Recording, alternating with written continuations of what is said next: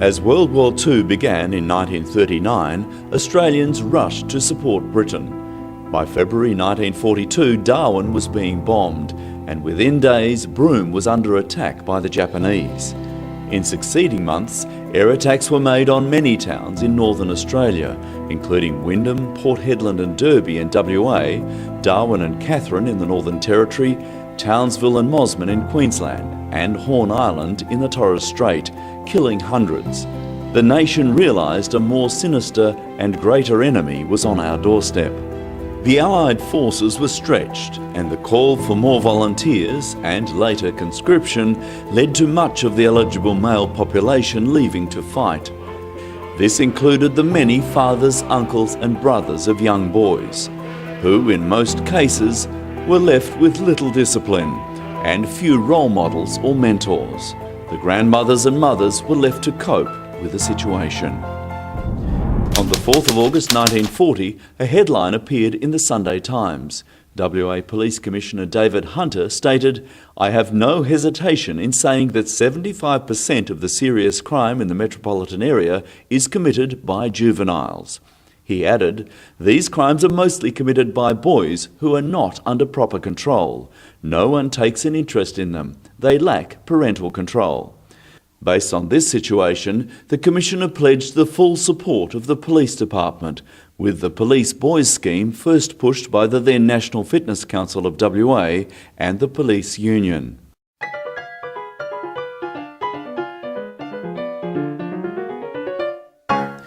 The Police Boys Scheme originated in the UK, that had faced similar juvenile challenges a lot earlier, first surfacing in the Great War and then in the Depression.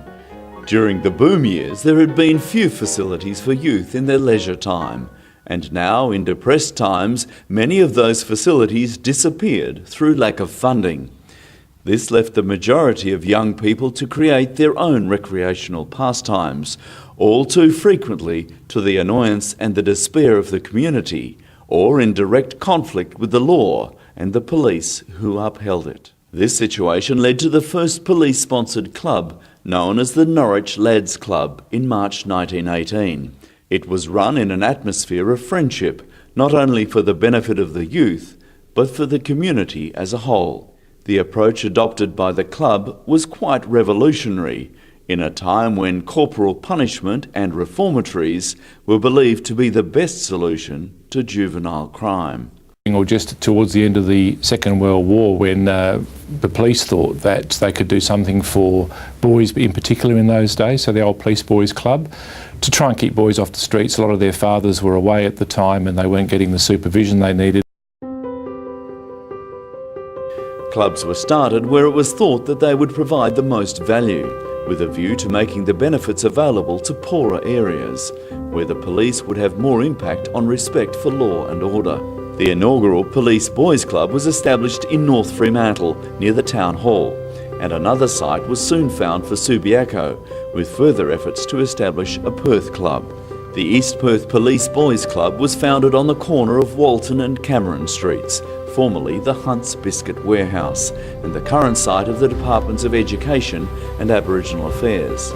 A raft of clubs soon sprang up around the state, across the metropolitan area, and at Albany, Narrogin, Collie, Bunbury, Geraldton and Northam. Well, PCYC came about in 1941 when male members of families were going off to the war, and there needed to be support for families, support for young males mostly in those days, and like role models. So police became those role models, and that's how the club started. In 2012, Dr. Sue Gordon became the first Aboriginal to be appointed as a PCYC president, supported by the Commissioner of Police.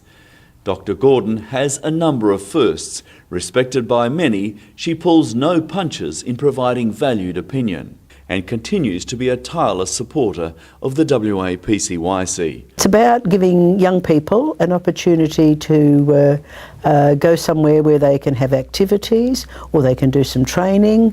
When you look at some young people who don't have a good home environment, that's a good place for them to go. When Police Commissioner Carlo Callaghan announced in 2012 that police officers and sworn staff would be deployed from centres, the reaction was instant. How has this decision changed things for the better? We asked the Commissioner for his view on the relevancy of WA PCYC. Well, the role really is to do exactly what I said. There's a lot of kids out there who are exposed to all sorts of risks. So they're facing family violence situations, they face drug type situations, they face lack of parenting, and PCYC provides an alternate level of leadership for those kids. It provides a program for those kids to go into to help them develop and to build resilience and to become good members of the community. Policing in the Western world and in Australia is community based, so it relies very much on the support of the community for police to be able to go about their business, particularly with information and people in the community taking responsibility for what goes on. We can't operate without the support of the community, so what we want to do is build better relationships. And PCYC, of course, is all about working with younger people. Against strong public opposition, the announcement set the PCYC on a new path that would provide an opportunity for the organisation to look at itself and make changes that would see it support future generations. Seizing the opportunity to recalibrate, the state government commissioned a review by retired WA Director-General of Education, Peter Brown, whose key recommendations support the most significant changes in the organisation's history. Its main role is to try and help the WA Police in terms of developing young people, looking at diversification in our society, especially in today's current environment. Society is faced with many challenges, and especially with young people. Young people are faced with many choices in their life. But a lot of young people also struggle with family life, they struggle with education, they also struggle with getting employment. It's basically our job to give the manager, Lauren, information on what's happening with youth in Exmouth, any concerns we have, and then between Lauren and the committee, we develop programs and ideas in order to try and engage the youth of Exmouth.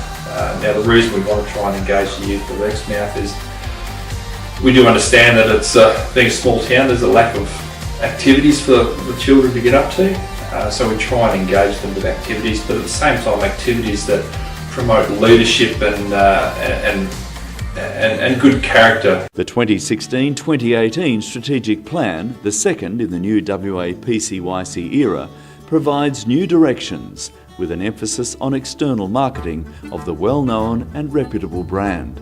This is critical as the PCYC moves into a period of consolidation, strengthening its work with challenged young people and the WA Police with a simple but strong message: we change lives. I think we're going down the right path. We're just going through a 3-year significant transformation period, and that's where we've had to align our organisation with the Brown Report recommendations from 2012. PCYC is different to other organisations delivering youth services because of our key partnership with the Western Australia Police. Police Youth Crime Intervention Officers working in PCYCs support life-changing programs targeting young offenders and youth at risk, which plays a significant role in the WA Police crime prevention strategy. PCYC has always had a reputation for providing quality programs.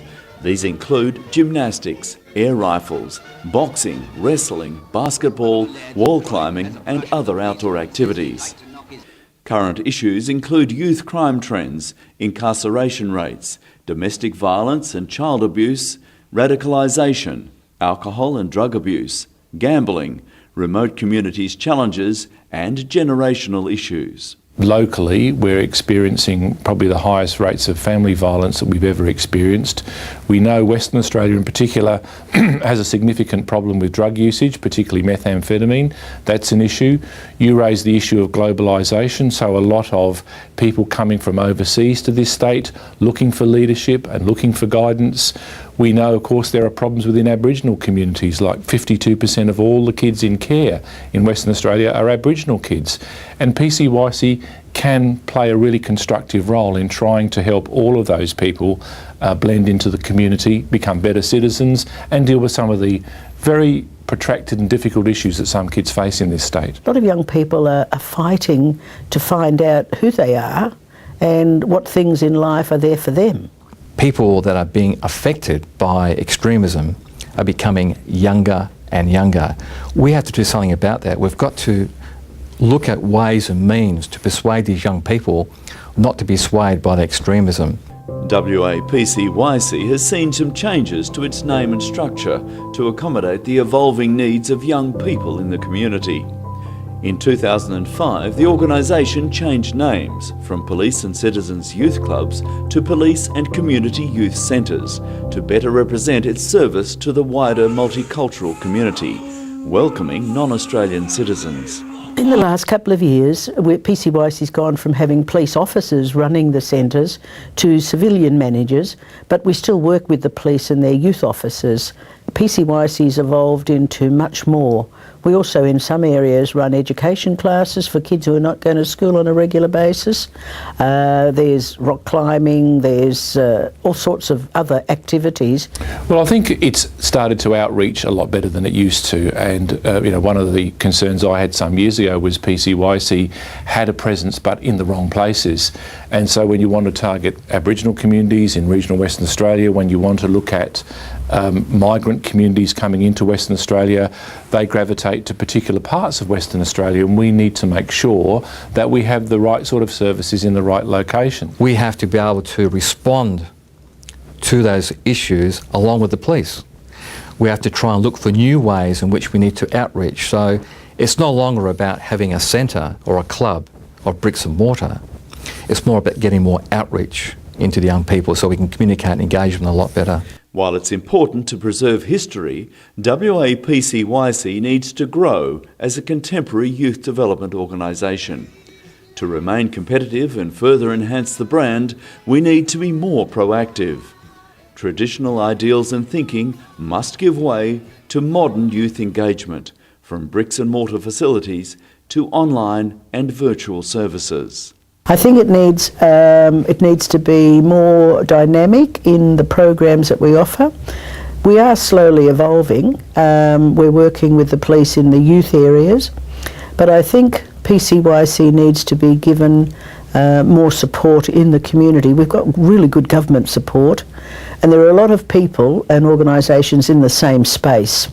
So I think PCYC is still probably the leading organisation, but funding is always an issue. What we need to do now is we need to look at our programs, look at appropriate programs that are relevant to our young people, that the young people can learn from that and become really good people within our community. That's the only way forward for it.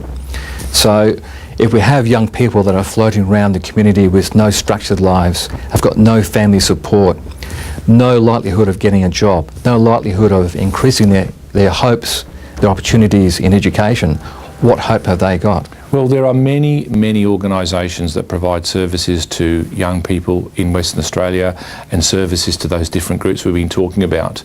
But none have the connection with the police, and I think that is the key to the strength of PCYC and the key to its strength in the future is its nexus with the police and the ability to build relationships with the police in Western Australia.